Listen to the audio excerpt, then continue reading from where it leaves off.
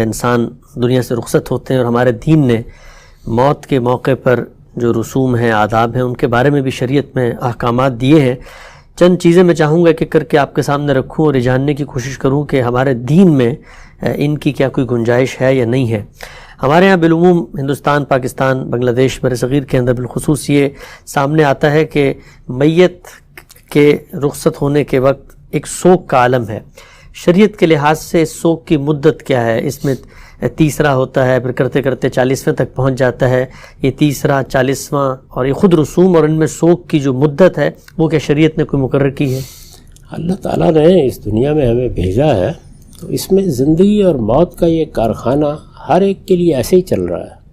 یہ بیان کیا نا کہ خلق الموت والحیات لیبلوکم ایکم احسن عملا، یعنی موت و حیات کا یہ کارخانہ بنایا ہی اس لیے گیا ہے تاکہ اللہ تمہیں آزمائے.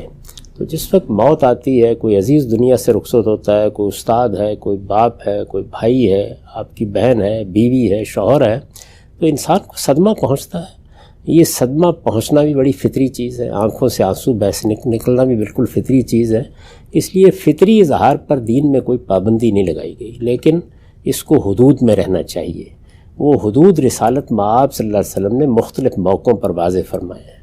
نوحہ نہ کیا جائے، بین نہ کیے جائے، چیخا نہ جائے، اس طرح کی آوازیں بلند نہ کی جائیں کہ جو ناشکری پر محمول کی جا سکیں. اللہ تعالیٰ کے ساتھ تعلق کا اظہار کیا جائے، اس موقعوں پر خود موت کو یاد کیا جائے.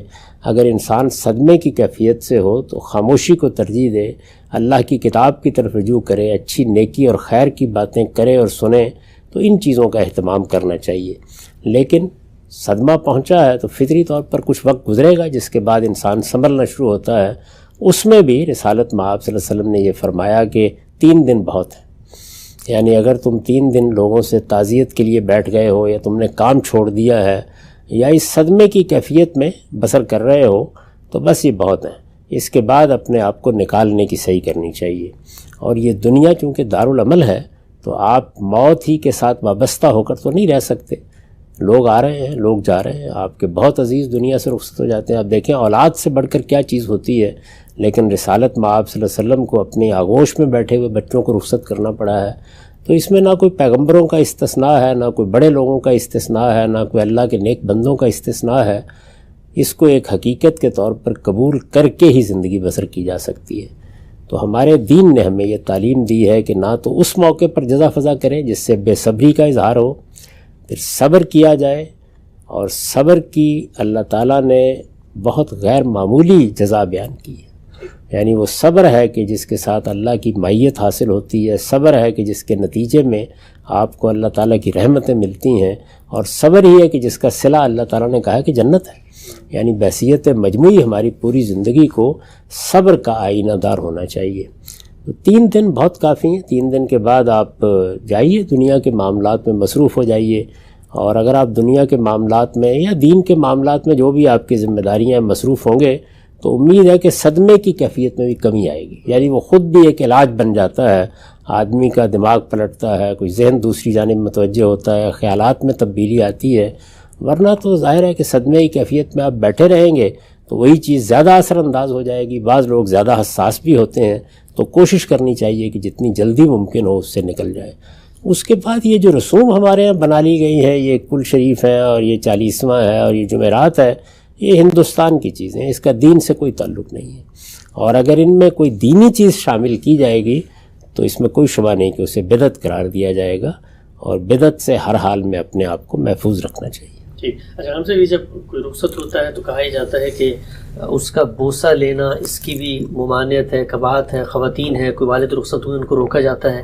اسی طریقے سے کہا جاتا ہے کہ جب وہ رخصت ہو گئے تو جو رشتے تھے اب وہ ختم ہو گئے ہیں، لہٰذا اب وہ محرم نامحرم کی جو قیود ہے وہ واپس آ جائیں گی. غسل نہیں دے سکتے وہ لوگ جن سے ان کا محرم کا رشتہ نہیں تھا، دیکھ نہیں سکتے. تو یہ بتائیے گا کہ جس وقت کوئی رخصت ہوتا ہے تو اس کو کیا بوسہ دیا جا سکتا ہے؟ اسی طریقے سے کیا اس کی جو بیوی ہے یا اس کی کوئی بہن ہے وہ اس کے ساتھ اس طرح کا معاملہ کر سکتی ہے جو انتقال ہونے کے بعد بھی کیا وہ رشتے برقرار رہتے ہیں؟ میرے بھائی، یہ جتنی چیزیں ہیں یہ کہاں سے آئی ہیں؟ کیا اللہ نے کہی ہیں؟ کیا اللہ کے رسول نے کہی ہیں؟ کیوں رشتے ختم ہو جائیں گے؟ یعنی رشتہ صرف اپنے اندر چند الفاظ کے بولنے ہی کو محمول نہیں کرتا. رشتہ تو اصل میں ایک تعلق کا نام ہے. یہ تعلق کیسے ختم ہو جائے گا؟ یعنی میرا بیٹا ہے تو وہ بیٹا نہیں رہے گا جب دنیا سے رخصت ہو جائے گا. میرا باپ ہے تو وہ باپ نہیں رہے گا.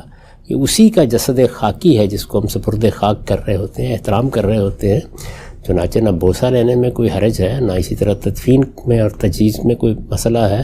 یہ معلوم ہے کہ سیدنا ابوبکر صدیق کی اہلیہ ہی نے ان کو غسل دیا تھا. اس میں کوئی حرج کی بات نہیں. یہ سب چیزیں معلوم نہیں کہاں سے ہمارے ہاں آ گئی ہیں. ایسی کسی چیز کی کوئی ممانعت نہیں. ٹھیک. اچھا ہم اس طرح ہم نے دیکھا ہے کہ جب رخصت ہوتا ہے کوئی شخص تو ہمارے ہاں غلاف کعبہ کے کوئی دھاگے جو ہے وہ ملتے ہیں، وہ اس کی آنکھوں میں رکھے جاتے ہیں.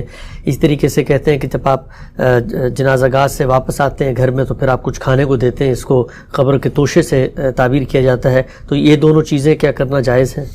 دیکھیے کوئی آدمی اگر کوئی چیز رکھنا چاہتا ہے تو رکھ لے، لیکن یہ کہ کس لیے، یعنی پیش نظر کیا ہے. غلاف کعبہ کا ٹکڑا آپ رکھ دیں یا حرم کی اینٹ لا کے رکھ دیں، اس سے کوئی فرق نہیں واقع ہوگا. اصل چیز تو اعمال ہیں جو آدمی وہاں لے کے گیا ہے اور اپنے پیچھے جو اچھی روایت چھوڑ کر گیا ہے. یہی چیزیں ہیں کہ جو آدمی کے لیے اجر کا باعث بھی بنتی ہیں، اللہ کے ہاں بھی اس کے لیے فضیلت کا باعث بنیں گی. رسالت میں آپ صلی اللہ علیہ وسلم نے فرمایا ہے نا کہ آدمی جب دنیا سے رخصت ہوتا ہے تو ینقطع عمل ابن آدم الا بثلاث. 3 ہی چیزیں ہیں جو باقی رہ جاتی ہیں، ورنہ ہر عمل بالکل ختم ہو جاتا ہے. آپ نے کوئی اچھی روایت قائم کی ہے، صدقۃ جاریہ، کوئی نیکی کا کام کیا ہے جس سے لوگ فائدہ اٹھا رہے ہیں. علم ینتفع بہ، آپ نے علم کی روایت چھوڑی ہے جس سے لوگ فائدہ اٹھا رہے ہیں. ولد صالح یدعو لہ، کوئی نیک اولاد ہے، آپ نے اس کی تربیت کی، اس کو نیکی کی تلقین کی، اس کو خیر سکھایا. ظاہر ہے کہ یہ چیز بھی آپ کے لیے توشہ آخرت بنتی ہے. تو یہ چیزیں ہیں جن پر توجہ دینی چاہیے. یعنی عمل سے زندگی بنتی ہے، جنت بھی جہنم بھی. تو یہ عمل ہے جس کو سامنے رکھنا چاہیے. علم کا تزکیہ کریں، عمل کا تزکیہ کریں.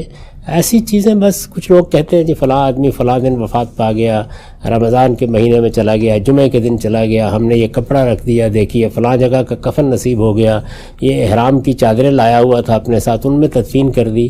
تو یہ ساری چیزیں جو ہیں دل کی تسکین کے لیے آپ جو بھی کرنا چاہیں کریں. اللہ تعالیٰ نے اپنی کتاب میں اور اللہ کے پیغمبر نے اپنے ارشادات میں یہ واضح کر دیا ہے کہ اصل چیز وہ عمل ہے جو آپ لے کر جائیں گے. ٹھیک. ہم سب کچھ مزید پہلو بھی ہیں اسی حوالے سے، جو انسان رخصت ہوتے ہیں تو جو مسائل لوگوں کو درپیش رہتے ہیں. یہ بتائیے گا کہ جنازے کے بارے میں، غائبانہ جنازہ انسان دور ہوتا ہے. اس وقت آپ دیکھیں کووڈ کے دنوں میں جن لوگوں کا انتقال ہوا، بچے نہیں جا سکے، تو کیا غائبانہ طور پہ نماز جنازہ ادا کی جا سکتی ہے؟ اسی طریقے سے یہ بتائیے گا کہ بسا اوقات بعض لوگوں کا پانی میں وہ بہہ جاتے ہیں اور لاش نہیں ملتی، تو کتنی مدت انتظار کرنا چاہیے اور اس کے بعد ان کا جنازہ پڑھ کے ان کو رخصت کر دے آدمی؟ دیکھیے بات یہ ہے کہ اس طرح کوئی دین یا شریعت میں مدت تو نہیں مقرر کی گئی. حادثہ ہو گیا ہے تو آپ کا ایک عمومی اطمینان ہو جاتا ہے کہ اب ملنے کا کوئی امکان نہیں ہے تو آپ جنازہ پڑھ سکتے ہیں. میرے نزدیک میں اس سے پہلے عرض کر چکا ہوں کہ اس طرح کی صورتحال جو اب پیدا ہوئی، ایک وبا کا معاملہ رہا ہے اور اب دنیا میں لوگ بہت دور دور تک جا چکے ہیں. بعض موقعوں پر آپ کو فلائٹس نہیں ملتی، جانے کے مواقع نہیں ہوتے. تو اس میں اگر آن لائن جنازے کا اہتمام کر دیا جائے اس میں بھی کوئی حرج کی بات نہیں ہے. میں نے جب یہ بات کہی ہے تو ظاہر ہے کہ لوگ اس سے اختلاف کرتے ہیں، لیکن انہوں نے سمجھنے کی کوشش نہیں کی کہ یہ اللہ تعالیٰ کی کتنی بڑی نعمت ہے جو دور حاضر میں ہم کو حاصل ہو گئی ہے. بہت سے لوگ ہیں دنیا میں کہاں کہاں پڑے ہوئے ہیں، نہیں آ سکتے اس موقع کے اوپر. رسالت میں آپ صلی اللہ علیہ وسلم نے دیکھیے نا، جب یہ معلوم کیا کہ نجاشی کی وفات ہو گئی ہے تو غائبانہ نماز جنازہ پڑھی. اس کا مطلب یہ ہے کہ جو عام حالات کے قوانین ہوتے ہیں، جیسے ہی اس کے اندر کوئی مسئلہ پیدا ہوتا ہے تو پھر دیکھنا چاہیے کہ اس کی روح کو برقرار رکھ کے آپ کیا اجتہاد کر سکتے ہیں. تو اگر آپ اس طرح کے اجتہادات کر لیتے ہیں تو آپ اندازہ کر سکتے ہیں کہ کہاں کہاں سے لوگ شریک ہو جائیں گے. اگر کسی جنازے میں شریک ہونا ہے، کسی جماعت میں شریک ہونا ہے، مسلمانوں کے ملکوں میں یا جہاں مسلمانوں کی آبادی ہوتی ہے، آپ کو ہر گلی، ہر محلے میں، ہر موڑ پر ایک مسجد مل جاتی ہے. آپ جانتے ہیں کہ غیر مسلم ممالک میں جہاں دوسروں کی اکثریت ہے، دور دور مسجدیں ہوتی ہیں، ہر آدمی نہیں جا سکتا. تو اگر آپ اس طرح کے اہتمام جدید ٹیکنالوجی کو سامنے رکھ کر کریں تو اس میں کوئی حرج کی بات نہیں ہے. انتقالات امام اگر معلوم ہو رہے ہیں تو بس یہ بہت کافی ہے. لیکن ظاہر ہے کہ یہ اضطرار میں ہوگا، مجبوری میں ہوگا، یہ رخصت کے طور پر ہوگا اور اس میں آپ کی تسکین بھی ہوگی، دعا میں آپ شریک بھی ہوں گے، جماعت کے اندر شامل ہونے کا احساس بھی ہوگا. یہ بہت سی چیزیں حاصل ہو جائیں گی.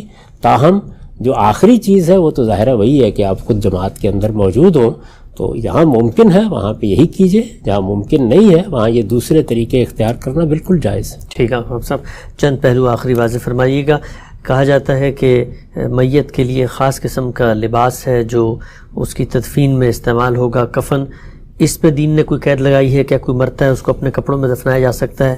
اس طریقے سے مرنے والے نے اگر وصیت کی ہے، وہ امریکہ کینیڈا میں تھا کہ مجھے پاکستان میں دفنائیں، تو کیا اس وصیت پر عمل کرنا لوگوں کے لیے لازم ہے؟ اور یہ بتا دیجیے گا کہ کیا مسلمانوں ہی کے قبرستان میں ایک مسلمان کو دفنانا چاہیے؟ دینی لحاظ سے کوئی پابندی تو نہیں ہے اس؟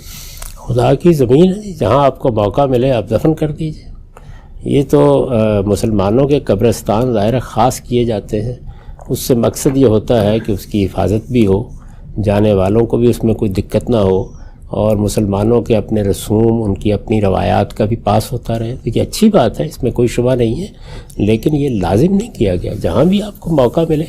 آخر آپ جانتے ہیں کہ سیدنا ابو ایوب انصاری کو کہاں دفن کیا گیا تھا؟ بہت سے صحابہ کرام ہیں، کہاں کہاں آپ دیکھتے ہیں کہ وہ مدفون ہیں، تو اس میں کوئی حرج کی بات نہیں ہے۔ کسی نے کوئی وصیت کی ہے تو پہلی چیز تو یہ ہے کہ وصیت کرتے وقت بھی سوچنا چاہیے کہ آخر اپنے بعد کے لوگوں کو آپ اس مشقت میں کیوں مبتلا کر رہے ہیں؟ کر دی ہے تو آسانی ہے، پوری کر لیجئے، لیکن اگر آسانی نہیں ہے تو اللہ تعالیٰ معاف فرمائے گا۔ جب کوئی آدمی کو بات کہہ دیتا ہے تو اصولاً تو کوشش کرنی چاہیے نا کہ اس کی بات پہ عمل کیا جائے، دونوں جانب نصیحت کرنی چاہیے، ایسی وصیت کی چیزیں نہ کی جائیں، اور اگر کی گئی ہے تو بس حق المقدور، یعنی اس کو مسئلہ نہ بنا لیا جائے۔ ہو سکتا ہے حالات نہ ہوں، ہو سکتا ہے وسائل نہ ہوں، ہو سکتا ہے اسباب نہ ہوں، تو بہت سی چیزیں ہیں کہ جو مانع ہو سکتی ہیں، تو اس میں بھی کوئی حرج کی بات نہیں ہے۔ باقی رہ گئی یہ بات کہ آپ نے اس موقع کے اوپر کیا کرنا ہے کیا نہیں کرنا ہے، تو اس کا لحاظ کر لینا چاہیے کہ آپ کی طرف سے کوئی کمی نہ ہو۔ یہ تجہیز تکفین کی جتنی ہدایات ہیں وہ ہمیں کی گئی ہیں۔ ایک بندہ کہہ دیتا ہے، جیسے سیدنا صدیق نے کہا کہ پرانے کپڑے ہی ٹھیک ہیں، یعنی کسی آدمی کا، یعنی یہ یوں نہیں ہے کہ کوئی لازم کر دیا گیا ہے، لیکن یہ تاکید ضرور کی گئی ہے کہ جب ہم اپنے بھائی کو رخصت کر رہے ہیں یا اس کے جسد خاکی کو سپرد خاک کر رہے ہیں تو اپنی طرف سے ایک اچھا صاف ستھرا لباس پہنا کر ہی اس کو رخصت کریں۔ اس کے لیے ہمارے ہاں ایک روایت موجود ہے تجہیز و تکفین کی، کوئی وجہ نہیں کہ اس کی خلاف ورزی کی جائے۔ اس کے لیے رسالت مآب صلی اللہ علیہ وسلم نے بھی تلقین فرمائی ہے، تو عام حالات میں اس کا لحاظ کرنا چاہیے۔ اگر کسی موقع پر وہ میسر نہ ہو یا کوئی اور معنی پیش آ جائے اور آپ جو لباس پہنے ہوئے ہیں اسی میں دفن کر دیا جائے، تو اس میں بھی کوئی حرج کی بات نہیں۔